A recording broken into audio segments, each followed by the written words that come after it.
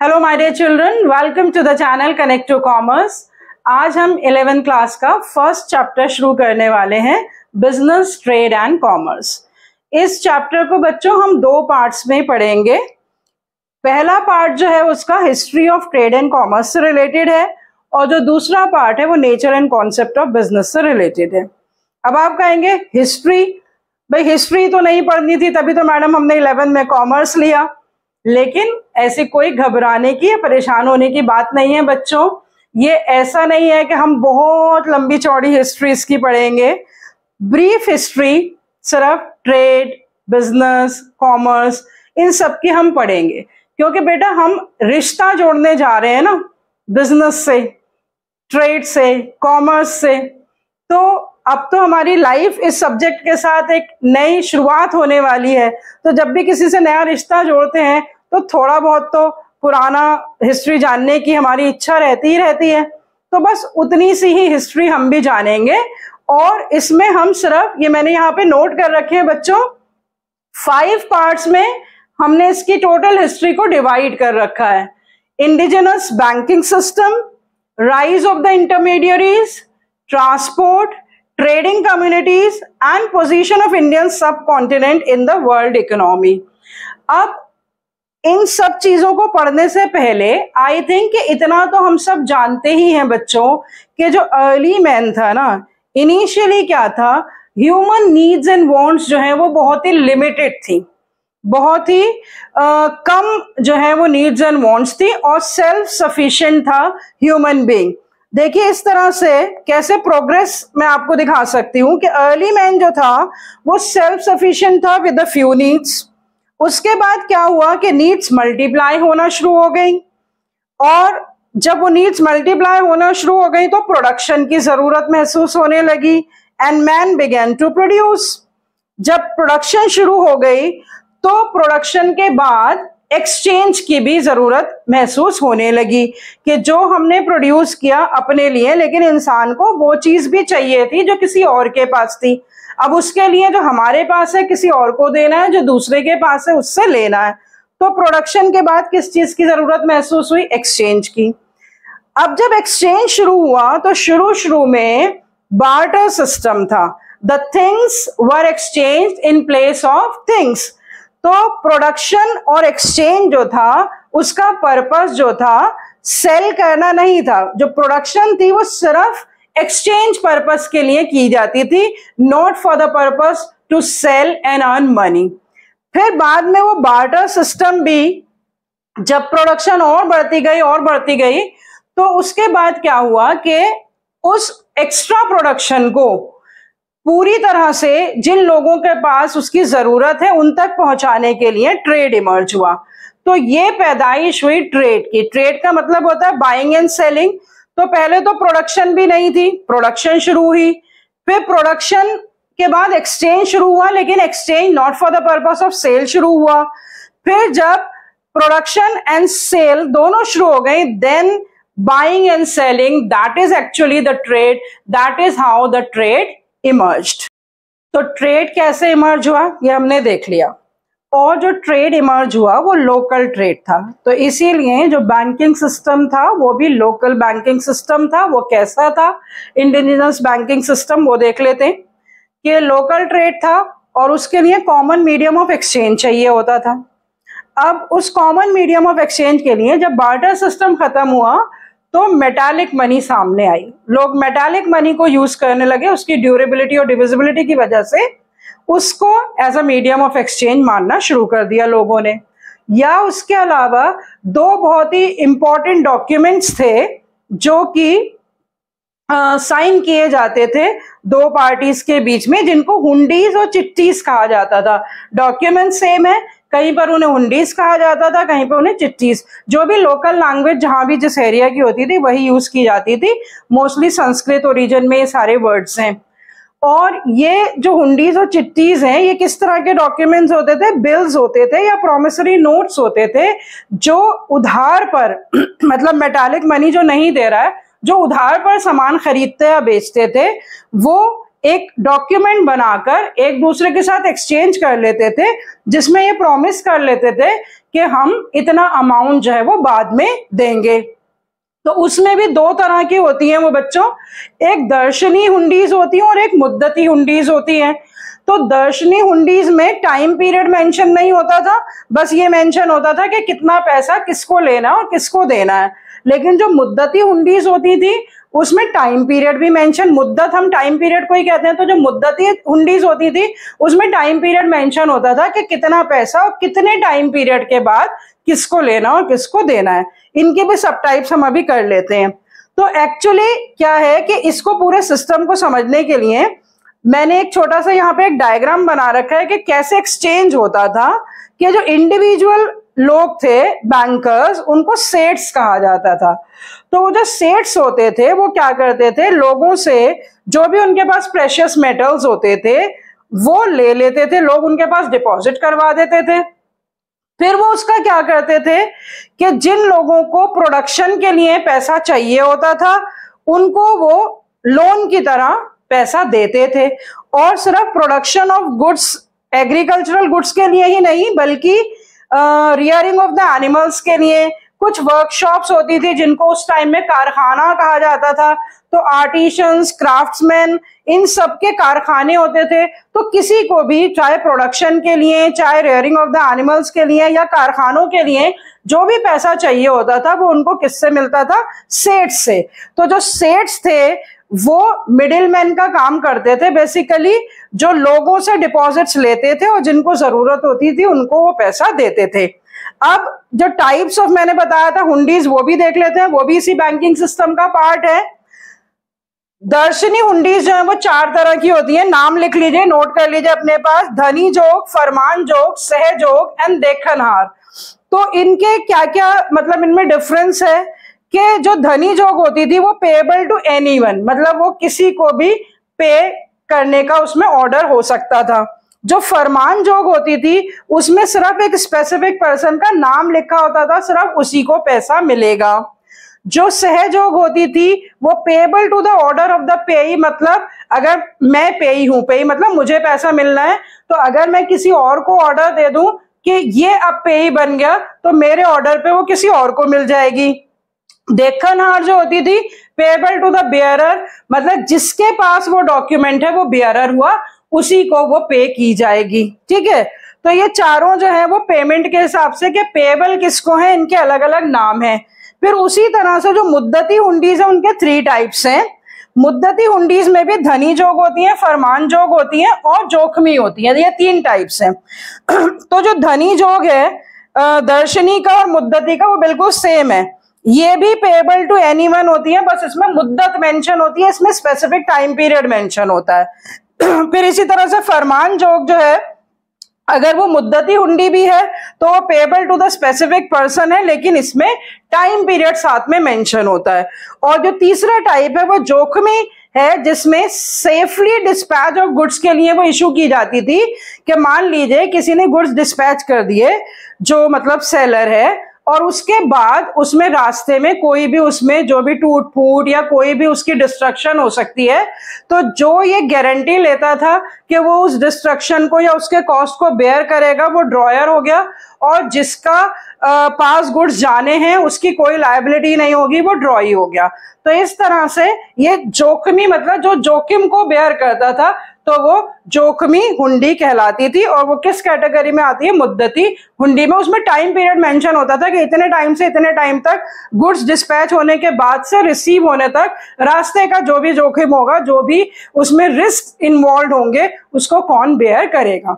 तो इस छोटे से एक्सप्लेनेशन के साथ हमारा फर्स्ट पार्ट जो history of trade and commerce है वो ओवर हो गया regarding the indigenous banking system. I hope it is clear to everyone. Now let's talk about the second part of history of commerce and trade, that is rise of intermediaries. Intermediaries बच्चों किसे कहते हैं, कोई भी brokers, risk bearers या agents या middleman, उनको हम कहते हैं इंटरमीडियरीज। तो जो शुरू में इंटरमीडियरीज थे ना, जो कि फाइनेंशियल सिक्योरिटी प्रोवाइड करते थे मैन्युफैक्चरर्स को, उनको जगत सेठ्स कहा जाता था, ठीक है। और खास तौर से वो जो फॉरेन ट्रेड होता था उसमें मदद करते थे। फिर उसके बाद 18th सेंचुरी में इंडस्ट्रियल रेवोल्यूशन आया, जिसमें लार्ज स्केल प्रोडक्शन होने लगी, मशीन ओरिएंटेड प्रोडक्शन होने लगी, production in anticipation of the demand होने लगी, डिमांड से भी पहले। अब जैसे जैसे ये सब होने लगा, रिस्क और बढ़ता गया। अब उन सब रिस्क को बेयर करने के लिए और फाइनेंशियल हेल्प प्रोवाइड करने के लिए बैंकर्स सामने आए। बैंकर्स के क्या फंक्शंस होते थे? फाइनेंशियल हेल्प प्रोवाइड करना in the form of loans, फिर उसके बाद जितनी भी तरह के रिस्क हैं उनको अंडरटेक करना, ट्रस्टीज की तरह एक्ट करना, एग्जीक्यूटर्स बन जाते थे, वो उनके एंडाउमेंट्स के जो भी काम पूरा करना होता था उसको वो पूरा करवाते थे with the help of financial support. तो इस तरह से पहले जगत सेठ्स थे, फिर बैंकर्स सामने आए, और फिर जब और ज्यादा स्पेशलाइजेशन आने लगी तो commercial banks, agricultural banks, industrial banks, इस तरह के बैंक्स जो कि स्पेसिफिक एरिया से डील करते थे। कमर्शियल बैंक्स एक्सचेंज में जो भी फैसिलिटीज लोन की चाहिए थी उसको प्रोवाइड करते थे। एग्रीकल्चरल बैंक जो है वो एग्रीकल्चरल प्रोडक्शन से रिलेटेड जो है वो फाइनेंस करते थे। इंडस्ट्रियल बैंक जो है वो इंडस्ट्रियल प्रोडक्शन से रिलेटेड। तो इस तरह से बहुत सारे स्पेशलाइज्ड बैंक्स जो हैं वो और in the form of intermediary सामने आए जैसे जैसे इंडस्ट्रियल रेवोल्यूशन जो है वो इट टुक प्लेस, एंड जो है कमर्शलाइजेशन, एक्सपोर्ट्स बढ़ गए इंपोर्ट से ज्यादा। तो जब ये चेंजेस आने लगी तो इस तरह से जो इंटरमीडियरीज हैं वो राइज होने लगे।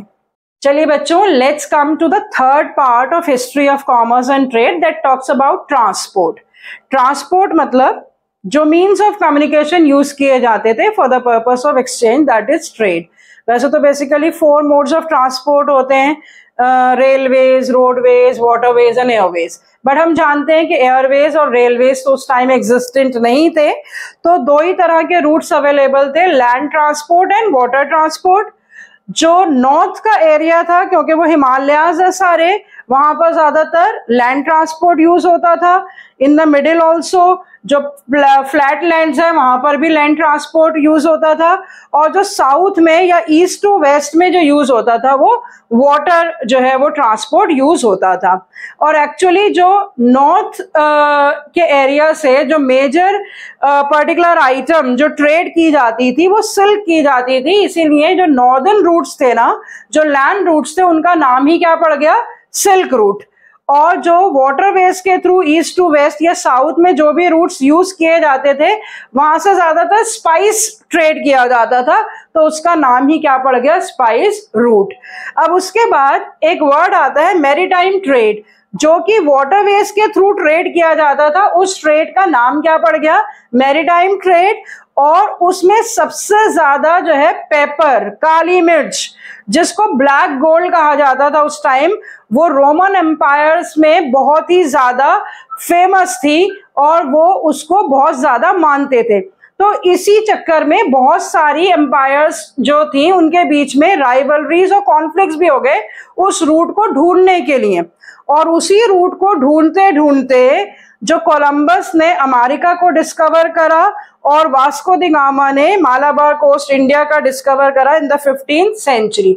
और इसके अलावा भी बहुत सारे जो कोस्ट हैं या जो ट्रेडिंग सेंटर्स हैं वो अभी हम आगे ट्रेडिंग सेंटर्स में पढ़ेंगे कि कितने सारे इन कोस्ट जो वाटरवेज थे उसमें कौन से मेजर इंपोर्ट और एक्सपोर्ट्स के पोर्ट्स थे और ट्रेडिंग सेंटर्स थे, वो हम डिटेल में अभी आगे पढ़ेंगे।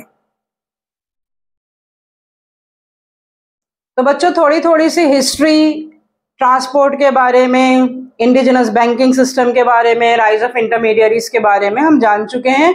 अब बढ़ते हैं अपने अगले टॉपिक की तरफ, जो कि है ट्रेडिंग कम्युनिटीज के बारे में बच्चों। अब इस टॉपिक को भी हम 3 सब पार्ट्स में पढ़ेंगे बच्चों। Merchant corporations, major trade centres and major imports and exports, इसी के ये 3 सब टॉपिक्स हैं। अब जहां हम बात कर रहे हैं what is the meaning of trading communities, तो बिल्कुल क्लियर है कि ट्रेडिंग कम्युनिटीज का मतलब कि जो कम्युनिटीज ट्रेड करती थी, they were called as the trading communities. अब उनको अलग अलग नामों से जाना जाता था हर एक जगह के हिसाब से। इसको आप नोट कर सकते हैं बच्चों, हो सकता है कि इस पे भी क्वेश्चन पूछ लिया जाए, तो आपको नाम पता होने चाहिए उनके। जैसे नॉर्थ में जो ट्रेडिंग कम्युनिटीज थी उनको पंजाबीज और मुल्तानीज कहा जाता था, मतलब पंजाबीज और मुल्तानीज ज्यादा ट्रेडिंग में इन्वॉल्व थे। साउथ में छट्स कहा जाता था उनको, वेस्ट में महाजन्स कहा जाता था, और राजस्थान और गुजरात में उन्हीं लोगों को भट्ट्स कहा जाता था। अर्बन सेंटर्स में उन्हें नगर सेठ्स कहा जाता था। तो ये कुछ नाम हैं जो मेजर कम्युनिटीज के हैं जो आपको याद होनी चाहिए। उसके बाद ट्रेड के अलावा भी जो और कुछ एक्टिविटीज होती थी, जैसे अब हम डॉक्टर्स कहते हैं, तो उस टाइम में हकीम्स या वैद्स होते थे। तो जो प्रोफेशनल थे उनके अलग अलग नाम थे, वो भी आपको पता होना चाहिए। लॉयर्स जो थे उनको वकील कहते थे, अभी भी हम ये वर्ड्स यूज करते हैं वैसे। और जो रिलीजियस लीडर्स थे उनको पंडित्स और मुल्लास कहते थे, अलग अलग रिलीजन के हिसाब से। तो ये कुछ ट्रेडिंग कम्युनिटीज हैं और ये कुछ नॉन ट्रेडिंग कम्युनिटीज हैं जो उस टाइम में प्रेवलेंट थी। ठीक है, अब हम आ जाते हैं, बात सबसे पहले करते हैं मर्चेंट कॉर्पोरेशंस की। तो बच्चों मर्चेंट कहते हैं ट्रेडर को, और कॉर्पोरेशंस का मतलब होता है एसोसिएशंस एंड ऑर्गेनाइजेशंस। तो सिंपली क्या है मतलब, organised group of traders. Merchant corporations का क्या मतलब है कि जो ट्रेडर्स के ऑर्गेनाइज ग्रुप्स थे। अब देखो इससे पहले ये सारे ट्रेडर्स जो है ना वो इंडिविजुअली सब काम कर रहे हैं, बाइंग एंड सेलिंग, और उससे रिलेटेड जो टैक्स पेमेंट्स हैं, जो टैक्स कलेक्शंस हैं। तो देवर जैसे जैसे ट्रेड बढ़ता गया, लोकल ट्रेड के बाद फॉरेन ट्रेड भी आ गया, और इस तरह से उनका बर्डन बढ़ता गया और उनको ये सारे काम अपने आप से करने मुश्किल होने लगे। तो अब उन्होंने सोचा कि हम मिलकर इन सारी चीजों को करते हैं। तो जब वो ऑर्गेनाइज हो गए, कलेक्टिव जब उन्होंने ग्रुप बना लिया, so that group is called as the merchant corporations. इस तरह की कॉर्पोरेशंस भी एस्टैब्लिश होने लगी, और जिनको पुराने नाम से कहा जाता था गिल्ड्स। तो ये जो मर्चेंट कॉर्पोरेशंस थी ये बेसिकली जैसे अब ट्रेड यूनियंस होती हैं, या बहुत सारी अभी हम आगे पढ़ेंगे कि फार्मर्स कोऑपरेटिव सोसाइटीज होती हैं, एग्रीकल्चरल सोसाइटीज होती हैं, कस्टमर सोसाइटीज होती हैं, जो ऑर्गेनाइजेशंस होती हैं जो collectively for the best interest of the members काम करती हैं। इस तरह की ऑर्गेनाइजेशंस को ऑर्गेनाइज्ड ऑर्गेनाइजेशंस कहा जाता है, या कॉर्पोरेशंस। तो मर्चेंट्स ने अपनी कॉर्पोरेशंस बनानी शुरू कर दी, और वो कॉर्पोरेशंस जो है क्या काम करती थी, for the interest of the traders. अब उनके कुछ स्पेसिफिक फंक्शंस मैंने यहाँ पे लिखे हैं, उनको ध्यान से देख लीजिए, अच्छे से समझ लीजिए और उनको याद कर लीजिएगा। They frame the rules and regulations for the membership and code of conduct। मतलब उस एसोसिएशन का या उस कॉर्पोरेशन का कोई भी ट्रेडर अगर मेंबर बनना चाहता था तो उनको उस एसोसिएशन के रूल्स एंड रेगुलेशंस फॉलो करने पड़ते थे, और कोड ऑफ कंडक्ट मतलब नॉर्म्स ऑफ बिहेवियर, कि कैसे उन्हें काम करना है वो सब उन्हें मानना पड़ता था। यहाँ तक कि किंग भी उससे एग्जेम्प्टेड नहीं था। अगर किंग्स भी जो थे उसके मेंबर बनते थे तो उनको भी मर्चेंट कॉर्पोरेशंस के रूल्स फॉलो करने पड़ते थे। फिर उसके बाद जो गिल्ड का चीफ होता था, he used to deal directly with the tax collectors and settle the market toll। अब देखो बच्चों, टोल का मतलब बहुत तरह के taxes, custom duties, labour tax, industrial tax, बहुत सारी तरह के जो टैक्सेस थे, ऑक्ट्रीज, इस तरह के जो टैक्सेस उनको कोई सोर्स ऑफ रेवेन्यू थे और कोई टैक्सेस उन्हें पे करने पड़ते थे। अब ये सारे टैक्सेस का लेन देन का काम जो है ना वो कौन करती थी, मर्चेंट कॉर्पोरेशंस के जो चीफ होते थे वो करते थे, मीडिएटर की तरह का काम करते थे। अपने सारे मेंबर्स के बिहाफ पे टैक्स कलेक्शन एंड पेमेंट का काम इनका होता था। फिर उसके बाद जो गिल्ड मर्चेंट्स थे, they also acted as a religious custodians. कैसे? They took the task of building the temples and made donations from the taxes on their members। अपने members पे taxes लेवी करते थे, वो लगाते थे, impose करते थे, और जो पैसा उससे आता था उससे वो religious activities like building of the temples, किसी को donations देनी है, इस तरह के काम भी वो करते थे। तो ये तो एक तरह का नॉन ट्रेडिंग एक्टिविटी हो गया, लेकिन ऐसे भी वो काम करते थे। मेन उनका जो काम होता था ना वो टैक्स कलेक्शन और टैक्स पेमेंट्स का होता था। और कहीं पर भी जब हम एज ए कलेक्टिव ग्रुप काम करते हैं ना तो स्ट्रेंथ और पावर जो है वो बढ़ जाती है as compare to dealing individually. तो जो मर्चेंट्स थे डेफिनेटली वो जब बहुत ज्यादा उनका ट्रेड बढ़ने लगा तो उन्होंने कॉर्पोरेशंस बना ली और इस तरह की कॉर्पोरेशंस को हम मर्चेंट कॉर्पोरेशंस कहने लगे। तो आई होप कि मर्चेंट कॉर्पोरेशंस और उनके क्या क्या फंक्शंस हैं, या जो ट्रेडिंग कम्युनिटीज थी उनके क्या क्या नाम है, या जो नॉन ट्रेडिंग कम्युनिटीज थी उनको क्या क्या कहते थे। तो ये बहुत ही सिंपल सा एक टॉपिक है जो कि अभी सिर्फ सब पार्ट ए हमने पूरा करा है मर्चेंट कॉर्पोरेशंस का। अभी ट्रेडिंग कम्युनिटीज में ही दूसरा सब पार्ट मेजर ट्रेड सेंटर्स और मेजर इंपोर्ट्स और एक्सपोर्ट्स अब हम आगे करेंगे। तो बच्चों अभी तक आपको सब कुछ आई होप समझ में आ रहा होगा, तो आप इसको कंटिन्यूअसली मेरे चैनल को आगे तक देखते रहिए ताकि हम सारी हिस्ट्री का जो एक एक एस्पेक्ट हमारा एनसीईआरटी बुक में दे रखा है वो हम सारा कवर अप कर सकें। मर्चेंट कॉर्पोरेशंस के बाद बच्चों आप देख लेते हैं कि जो इंपॉर्टेंट ट्रेड सेंटर्स थे उनकी मैंने यहाँ पे लिस्ट बना दी है, ये आपको भी नोट करने पड़ेंगे। और हर एक पर्टिकुलर सेंटर जो था ना बच्चों वो किसी ना किसी चीज के लिए फेमस था। तो हम देख लेते हैं कि कौन से मेजर ट्रेड सेंटर्स थे और वो किस पर्टिकुलर चीज के लिए फेमस थे। सबसे पहले देखिए पाटलिपुत्रा जो अब पटना कहलाता है, एक्सपोर्ट ऑफ स्टोन्स के लिए। तो एक लाइन बस आप याद कर लेंगे कि पटना से सबसे ज्यादा स्टोन्स एक्सपोर्ट होते थे।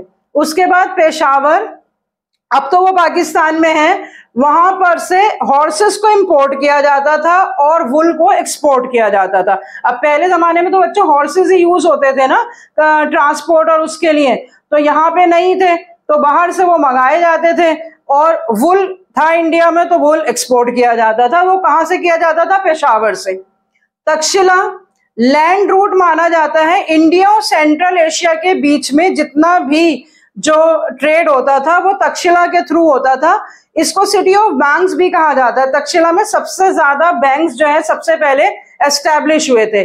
और बुद्धिस्ट का वो सेंटर ऑफ लर्निंग है, बुद्धिस्ट यूनिवर्सिटी सबसे पहले तक्षशिला में डेवलप हुई थी। तो किसी भी पॉइंट का पूछकर आपसे पूछा जा सकता है कि ये सारी चीजें जो है वो कौन से पर्टिकुलर मेजर ट्रेड सेंटर के बारे में बताती है। तो 2-3 पॉइंट्स ही आपको तक्षशिला के बारे में याद रखने चाहिए।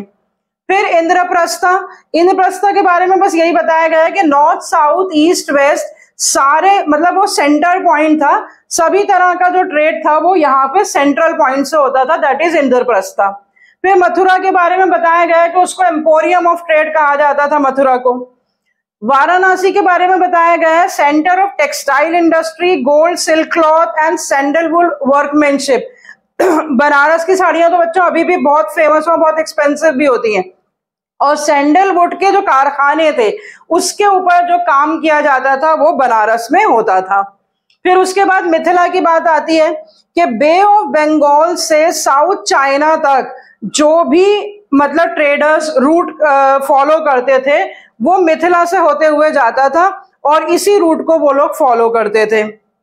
उज्जैन, इसमें अगाटे, कालेनियन, मसलिन एंड मेलो क्लॉथ यहाँ से एक्सपोर्ट होता था। अगाटे एक मिनरल का नाम है, कालेनियन एक प्रेशियस स्टोन का नाम है और मसलिन एंड मेलो क्लॉथ का मतलब है बहुत ही सॉफ्ट जो टाइप का जो कपड़ा होता था वो यहाँ से एक्सपोर्ट किया जाता था। उसके बाद आ गया सूरत। सूरत में भी गोल्ड बॉर्डर की जरी वाली चीजें बनाई जाती थी और सूरत की जो हुंडीज होती थी जिसकी बात हम पहले कर चुके हैं उनकी इतनी क्रेडिबिलिटी होती थी कि वो ईरान और इजिप्ट में भी ऑनर्ड की जाती थी, मतलब उनकी क्रेडिबिलिटी की वजह से।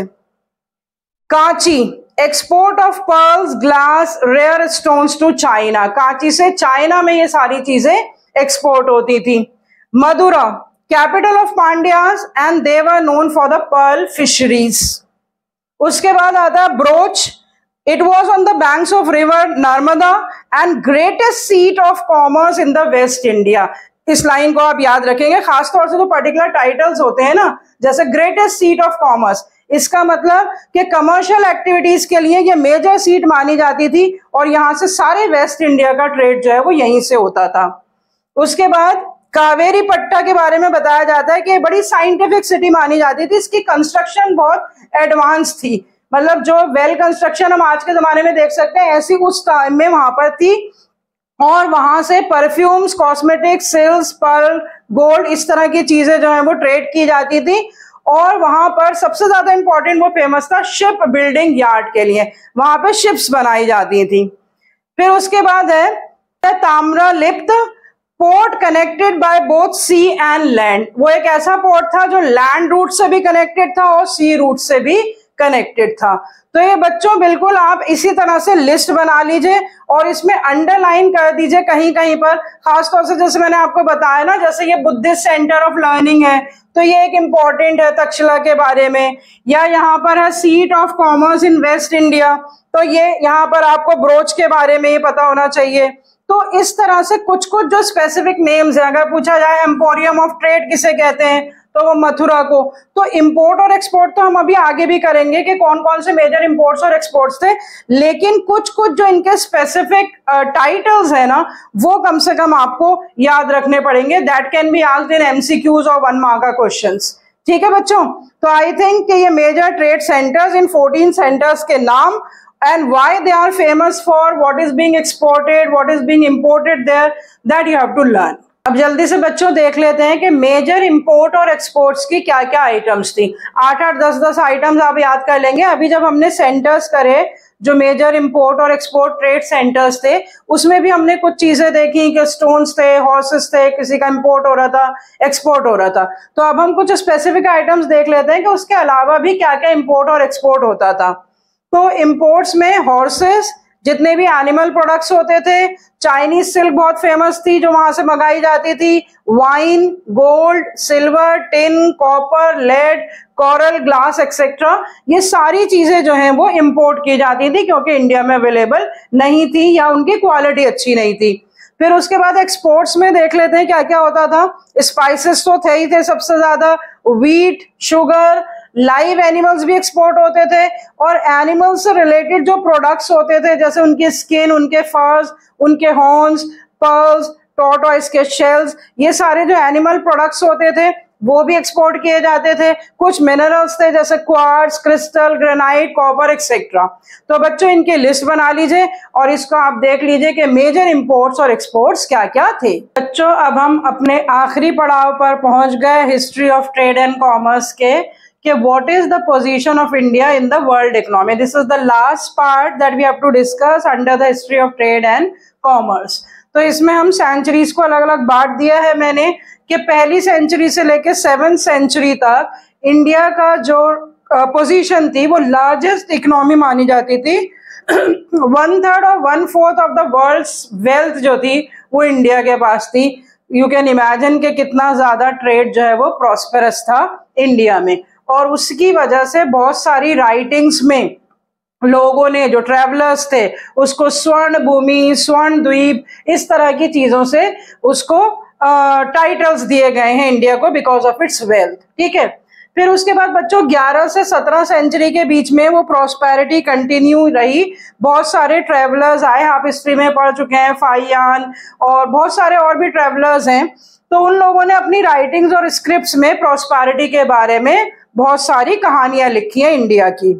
फिर उसके बाद 17th सेंचुरी के शुरू से ही 18th सेंचुरी में, क्योंकि ईस्ट इंडिया कंपनी आ गई, मेजर ट्रेड को उन्होंने ऑक्यूपाई कर लिया और वो एक मेजर टर्न बैक था।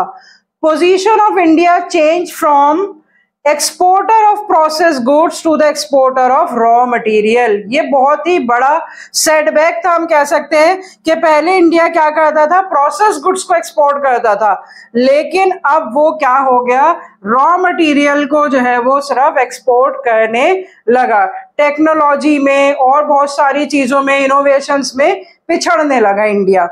अब उसके बाद क्या हुआ, इवन इंडिपेंडेंस के बाद भी 5 इयर्स प्लान बनाने शुरू करे और री इंडस्ट्रियलाइजेशन का प्रोसेस शुरू हुआ। इन सब चीजों के में भी टाइम लगा और तब भी बहुत स्पीड से जो है ना वो इकोनॉमी की ग्रोथ जो है वो नहीं हो पाई। और फिर जो मेजर पॉलिसी चेंज आया बच्चों, वो आया 1991 में, या इसको कहा जाता है लिबरलाइजेशन, प्राइवेटाइजेशन एंड ग्लोबलाइजेशन।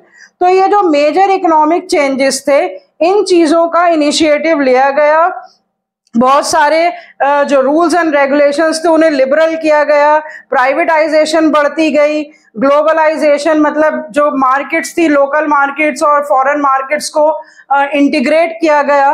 तो इस तरह की पॉलिसी चेंजेस आई जिससे थोड़ा सा स्पीड अप हुआ।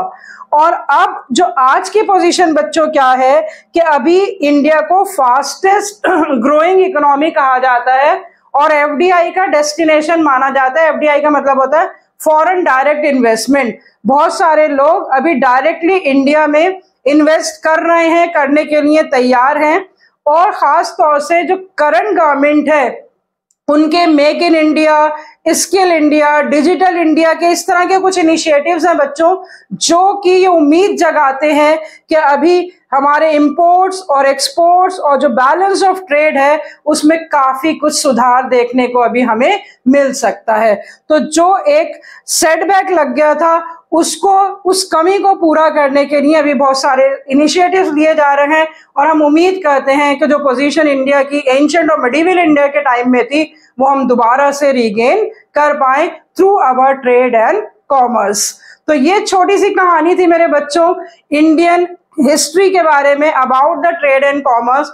और अब business activities, commercial activities, trading activities को आगे हम डिटेल में पढ़ेंगे।